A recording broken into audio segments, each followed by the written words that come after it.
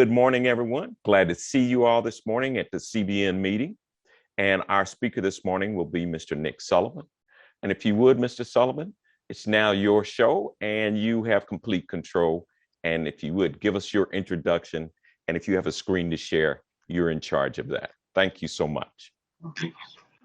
Okay, thank you, Keith, and thank you, Aroda, for inviting me to share what I do and helping businesses capture specialized incentives and cost reduction opportunities. I'm Nick Sullivan. I'm in Raleigh, but can work across the nation. My company is Sullivan Business Solutions. I've been in business by myself or on my own independently for 10 years. I left the corporate world. I had a background with companies like Eastman, Kodak, and I was in the marketing department and sales and operations, doing forecasting for digital copiers and products like that, and then migrated into the telecom world, telecommunications, and MetLife Auto and Home, and had a sales career after Kodak. And I decided to branch out on my own, leave the corporate world. I have started my independent business with Legal Shield, offering legal and identity theft plans. They focus primarily on business solutions, offering, as I said, employee benefits and business owner plans.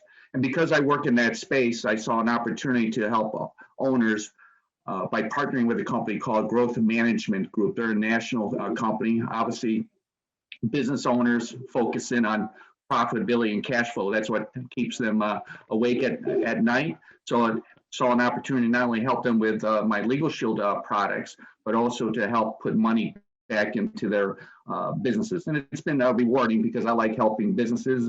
Obviously, a lot of them are going through tough times with what we've gone through in the past year, looking for different options available to them to put more money back into the business. And I'm here today to talk about a few of those incentives that most business owners are typically not aware of, but they can be very beneficial.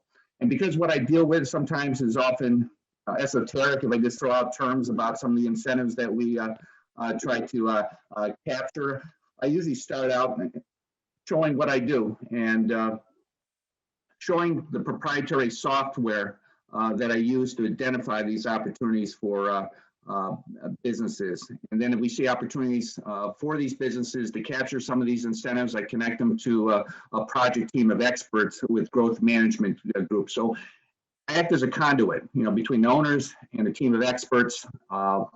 This is an open book process where, their CPAs, tax professionals can work along with us. Our results are shared with those types of individuals so that there's third-party verification. But let me get on the share screen and I'll show you what I do with business owners. I just set up a test file here.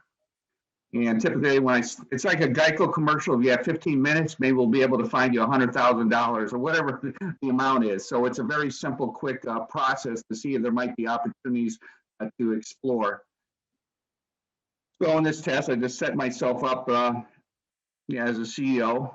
And, I deal with the executive suite. Yesterday, I had a meeting with an HR director, business owners. We work across all industries, as you can see in this drop-down menu. And if you can't see the screen, let me know, but hopefully it's visible to you. So I just start out and saying, to the business owner, I have a proprietary software that's based on case studies, thousands of case studies. It's tied into text databases that I ask you a few questions to see if there's the opportunity to capture specialized incentives and cost reduction opportunities. And let me begin. So I just ask basic questions. Do you own commercial property? In this case, we're dealing with a manufacturing company, for example, but it could be a golf course. It could be a convenience store. It could be a medical practice. It could be a landscaping company, Main Street, USA. And like this, for example, one company I dealt with, they had, $1 million in construction or purchase costs. So I said, what was just to ask them this straightforward, what was your construction or purchase cost? And $1 million. They also put $300,000 in renovation for their company, for their buildings. Are your property taxes $30K or more? I believe they said there was $65,000 annual property tax.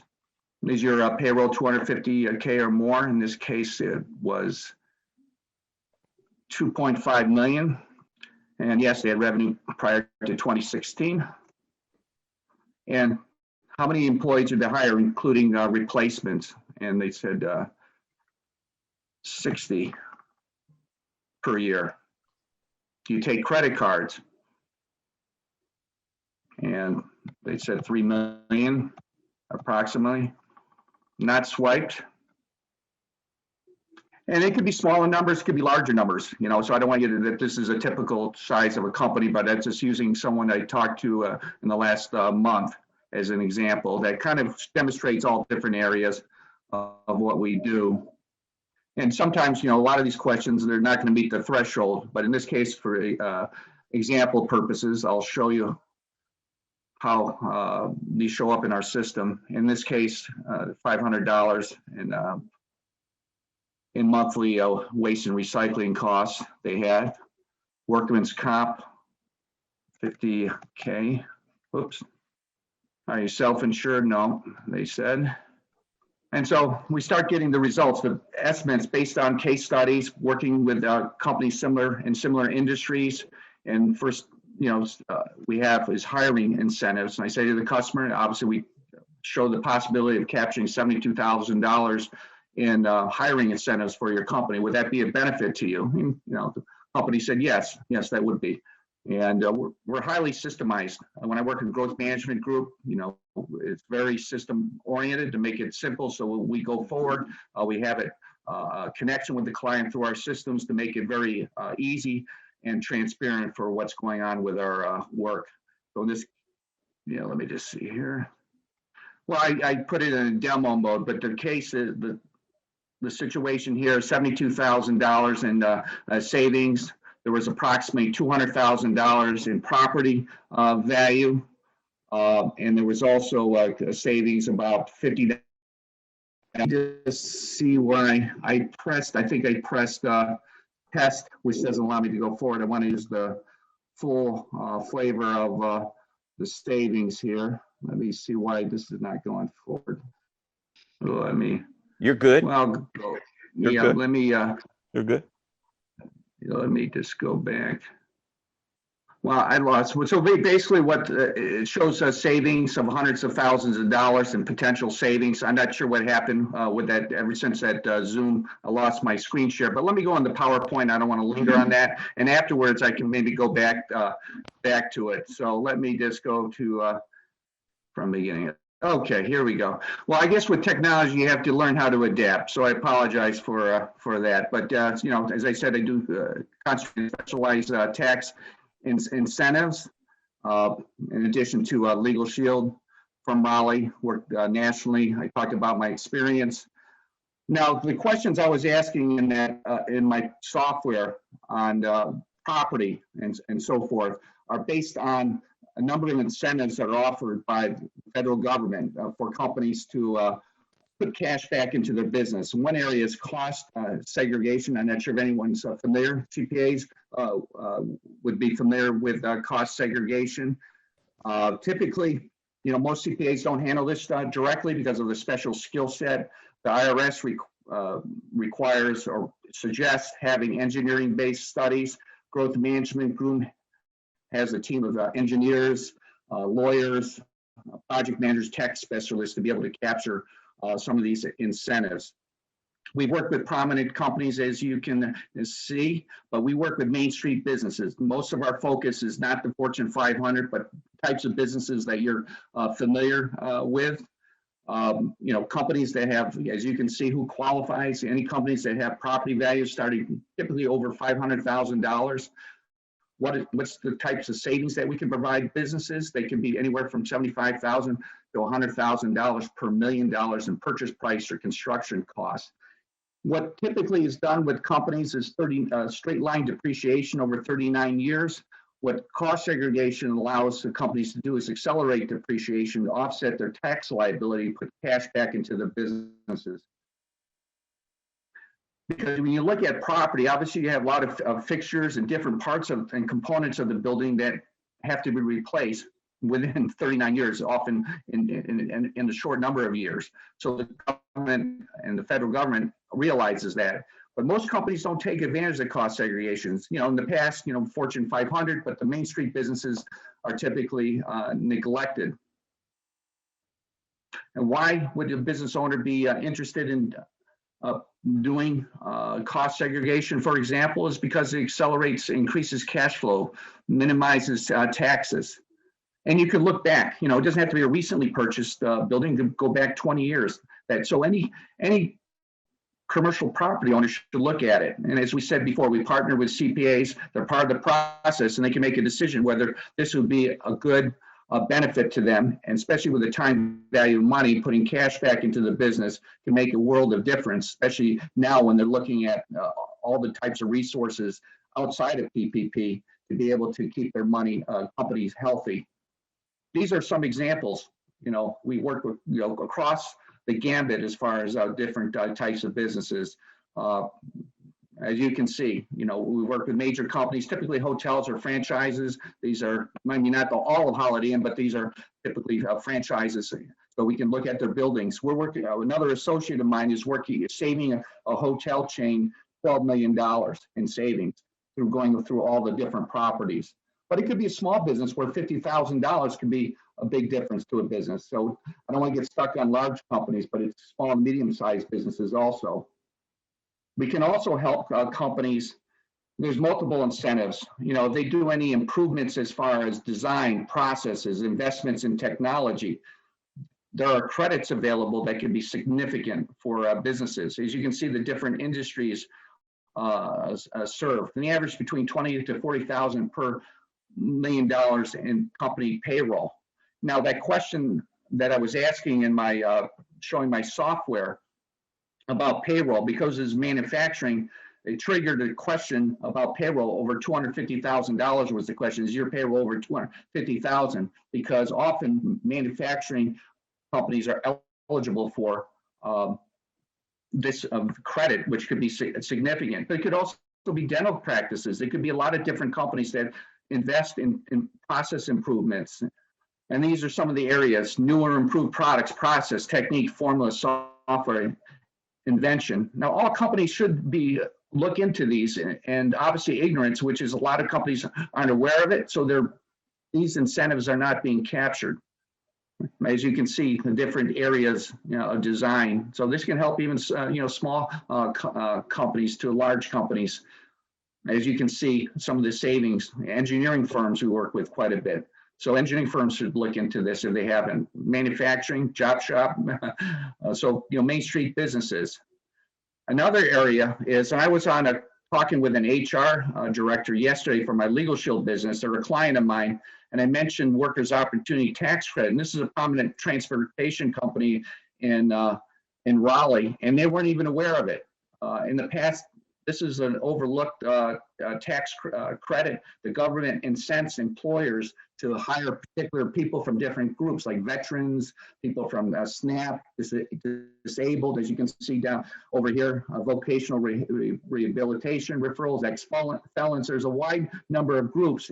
And these tax credits, dollar for dollar, could be typically average $2,400 per employee, up to $9,600. So even small companies can benefit from. Restaurants which turn over employees can get huge workers' opportunity tax credits by just capturing it. In the past, it was hard to capture, but we have a proprietary software that allows businesses to make it easy and seamless during the interviewing process to be able to identify these individuals that might fall into these different groups that take advantage of the tax credit.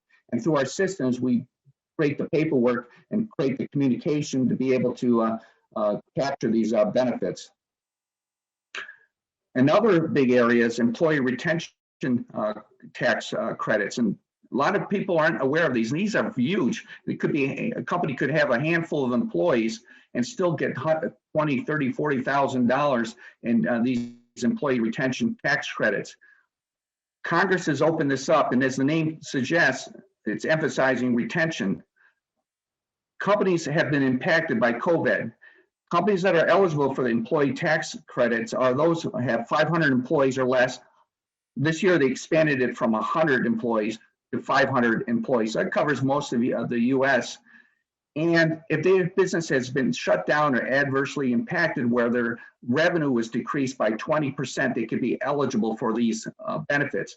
They expanded this year where these credits could be $7,000 per employee per quarter.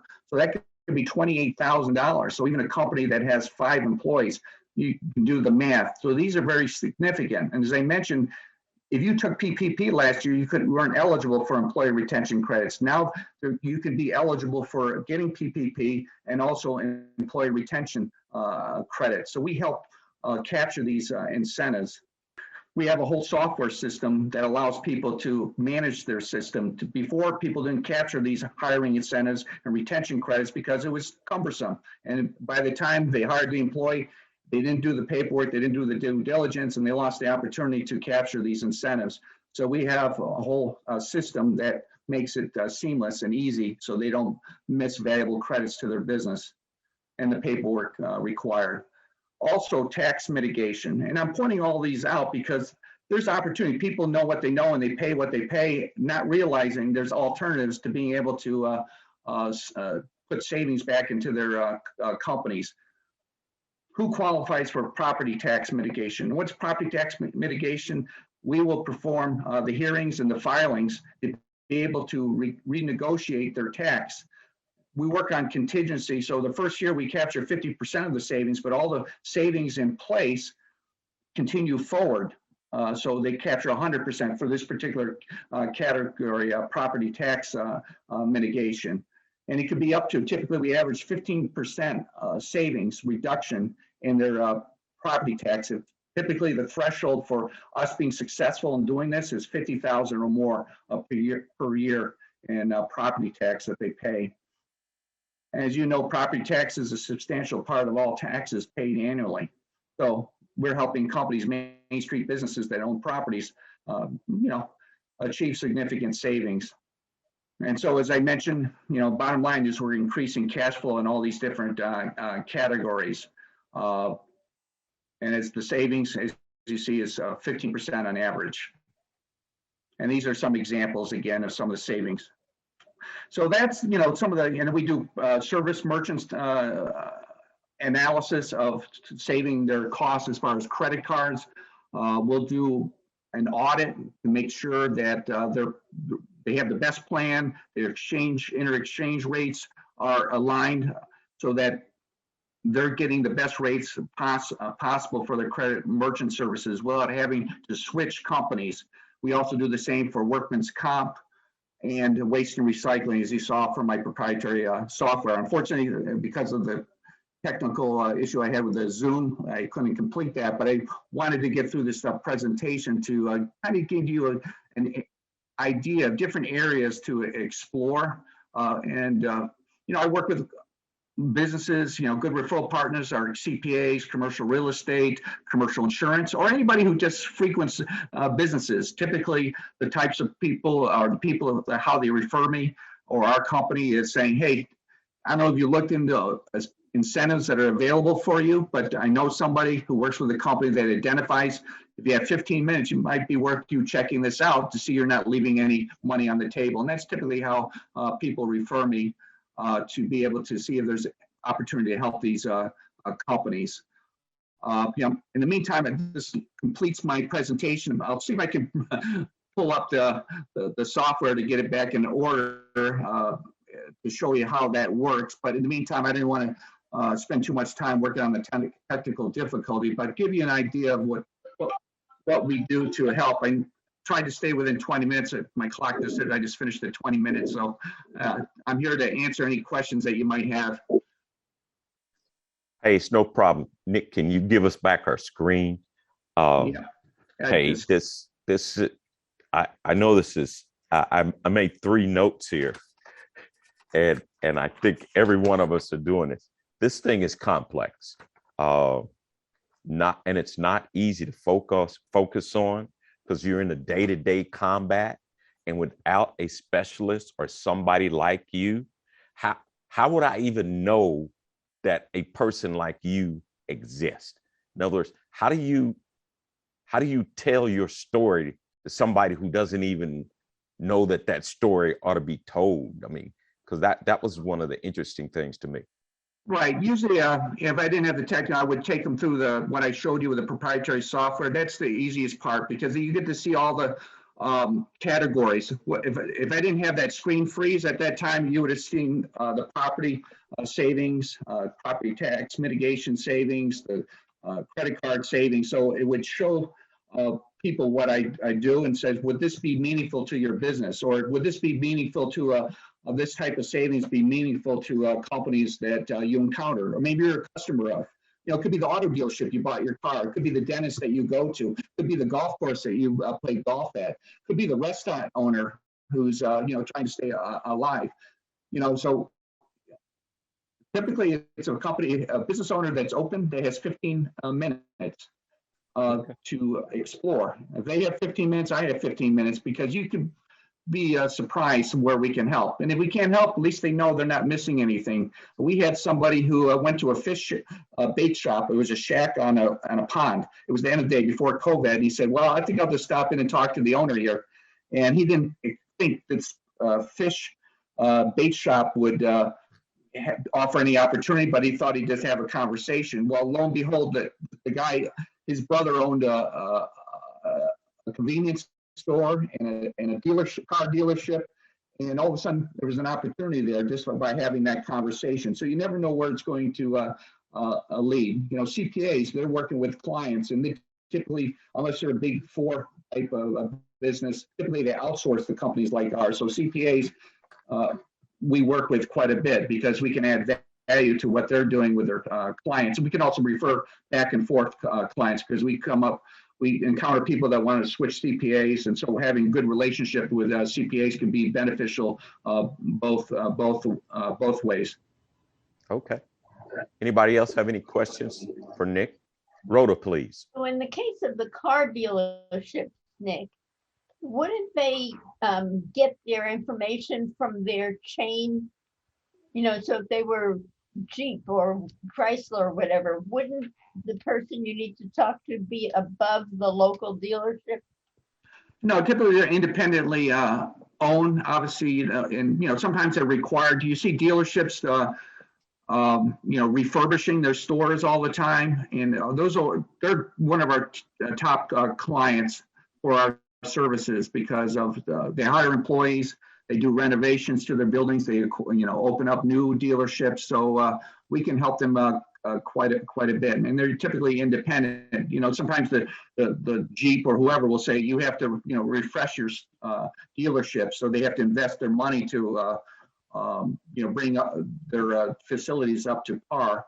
But the savings would be offered to the local dealership. Okay, this is Gloria.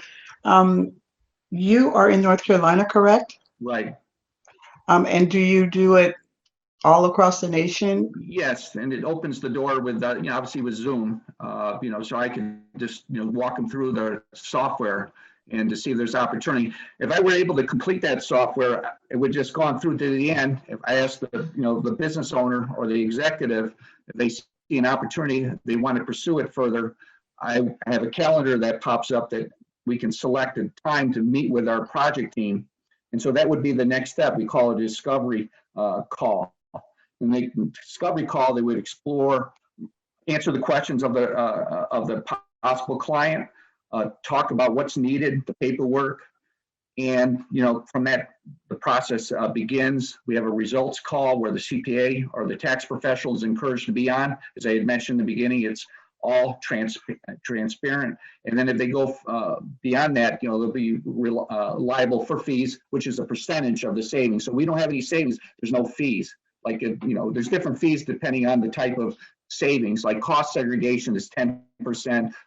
Property tax mitigation is 50%, which is only for the first year. And then they get 100% for all the savings that we established going forward. So that's how it works as far as our process. Yes. Hi, Nick. Nick, I'm originally from Olean, New York. I picked up on your Western New York accent. So I work very closely with a client down in Raleigh. And I think I put that in the chat. They're vascular wellness management solutions. I don't know if you're acquainted with Alan Etkin, who is the owner of the business.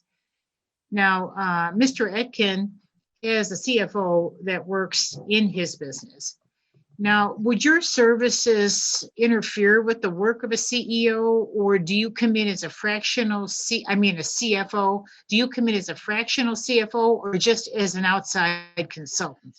We come in as an outside consultant performing a service we work with CFOs. I was on a call with a company here with the meeting with this CFO recently, but if we would be the service to capture these incentives. Okay. Would you like an introduction to Mr. Etkin? And maybe yes, I appreciate that. Thank you. And what I might do is put the website in the chat so you can take a look at his business, and then maybe we can communicate and you can tell me if this would be a good client for you or not. Right. And I never prejudge because I don't try to push any one of those incentives. It's, there's some companies out there that do cost segregation specifically, and some of them charge up front. I worked with a company that was going to charge $70,000 up front to do a cost seg, where we're contingency. So they didn't go ahead because they didn't want to pay the upfront cost. But we have a holistic because we cover multiple. So sometimes you think it's going to be a cost seg, but it ends up being what we call a workers' opportunity tax credit. So wherever the chips fall, that's our approach. I try not to lean in any direction. My approach is to use the software to see where. And obviously, we never know what the owner or executive is going to be. You see one savings that seems to be impressive, but they're more caught up in another saving. So we go where our clients want to go and develop relationships over time. And then once we have the relationship, these things can be ongoing so that they open up new buildings or credits are repetitive. They can do them every year, those types of things. Okay, well, that sounds good. I know Mr. Etkin's always looking for opportunities to save money and maybe grow his business properly. So I'll put a link to the website in the chat. You can take a look at it, and then maybe if you send me your email, I'll introduce you to Mr. Etkin and his CFO, Brad Reedstrom. They're wonderful, wonderful men. Right, they sound like great people, and I wrote a suggestion to put my contact information. So when I conclude with my talk here, I'll put my contact information also. Very good. Thank you, sir. It's nice meeting you. Appreciate it. And sorry for the hiccup. It kind of threw me off with I was all set to show you the whole process, and oh my God, this would have got to the point where I was going to articulate the screen kind of, and I figured, well, I could spend 10 minutes trying to figure out how to get it back in order, but it just keeps going. So. It's no problem at all. None at all. Hey, and just as a reminder, Nick's contact information is in the email that I sent out to announce him speaking today also. So you can check back with that, Adele. His email and contact information is in that piece too. Hey, Nick, a couple other quick things I noticed, and just a reminder to us as business people, aggressive tax mitigation, it's not illegal. So there's nothing wrong with being aggressive and taking a position that you want to pay as few taxes as possible, particularly federally or state and local taxes. It's your money. You don't want people reaching in your pocket and taking your money unnecessarily. I always say I have Democratic friends who give my money to everybody. I have Republican friends who give my money to their friends, but they're both giving away my money. So that's the thing I always try to keep in mind on that issue there. A couple of quick other things. Right. Remember, he was talking about big businesses, but small businesses, particularly with PPP and these work opportunity tax credits and stuff. If you're a 1 or 2 person shop, you can take advantage of some of this stuff. I have a friend who has 2 employees and has an insurance company, and we worked with her to work on some work opportunity tax credits. She wanted to hire some employees that may not have fit a traditional model because, obviously I'm an African American, and we had some issues with their employment history. And I said, hey, there's a way for you to bring on a particular kind of employee and get a tax credit for it. So yeah, this is a kind of an interesting area. But if you don't know about it, there's no way in the world that you would. Why would you take the risk? And I get that. Why would you take the risk? So it's very, very interesting. This whole area of looking for incentives as an employer to mitigate your taxes. Yeah, it's kind of interesting, Nick. And you're really, really timely because this PPP is it's easy, but it's complicated.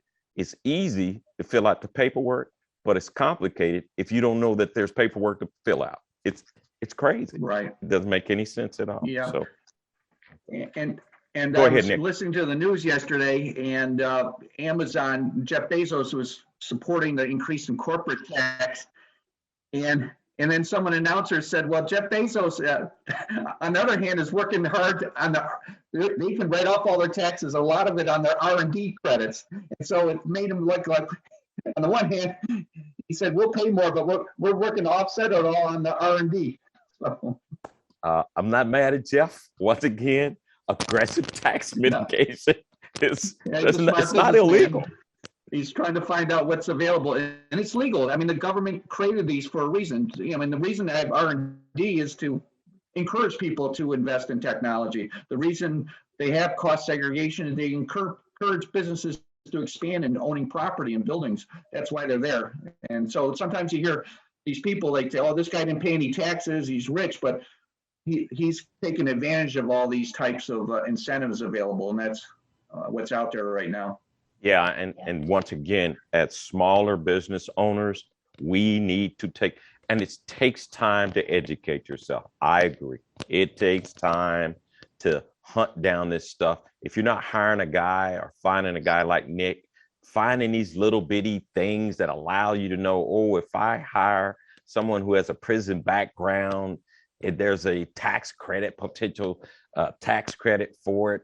Well, I heard about that thing. What's it called? How do I get it? That's a lot of work. And what you do is like, ain't worth it. Let me call up the next guy on the line. So, Rhoda, you had your hand up. No, I wanted to remind Nick that you are more than welcome to come back next week, since the conversation is going to be around small business and around the sale of a business. So that might be interesting. Oh, to yeah, you. I And appreciate then, that. I'll plan. And then you might later want to consider joining our group, because we have decided to remain on Zoom. And so Okay. we're considering outreach to different people. So I don't have to move to Indianapolis right now? And you don't have to move Hey, here, but hold you up. might want to. It's so There's wonderful. nothing wrong with Indy. No, I heard good things. Not a problem. Not a problem. Hey, with that, what I'd like to do is make sure that we get out of here on time. We ended up with 10 heads.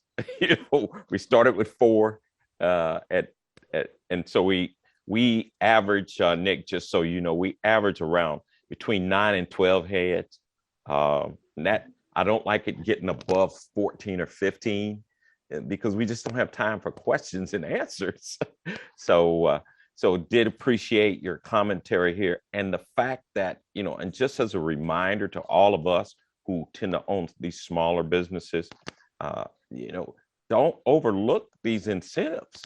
You thinking, oh, I'm a 1-person shop or I'm a 2-person shop. There might be an opportunity, especially with this 2021 tax credit, employee tax credit, $7,000 a quarter. That's like real money. That is Right. real money. So if you have an assistant that you're paying taxes on, now if it's backdooring, that's different. But you could get up to $7,000 per quarter for this employee. That's real money, and it's like a 2-person shop, right? So keep those kinds of things in mind as we go Right. And forward. plus, my view is I'm hopefully starting a relationship. So if we can't help them, we can help them going, sometime in the future. That's how I look at it. It might not be right now, but at least they are aware of these incentives, and possibly down the line, it'll ring a bell and they'll look at them when the time comes. Yeah, and you just never know how the network works. Even though you might be a little small shop, if you refer Nick to somebody who's upstream, it works for Nick. He won't complain. I don't think so. So with that, what I'd like to do is say, hey, good. Myself and our other associate will be doing our speaking next week, Dave Garrison. And we'll be just talking about this thing about buying and selling your business when it comes to that point. We're going to limit the scope of it because there's just tons and stuff you need to know, but there's some key things on buying and selling. So with that, what I'd like to say is great to see you guys this week. I'll see you guys next week. Thank you so much. Nick, no problem. Your information will be on the back end of the video. We'll see you guys next week. Thanks a lot. Bye-bye. Yeah, thank you so much. Appreciate it. Not a problem. Not a problem.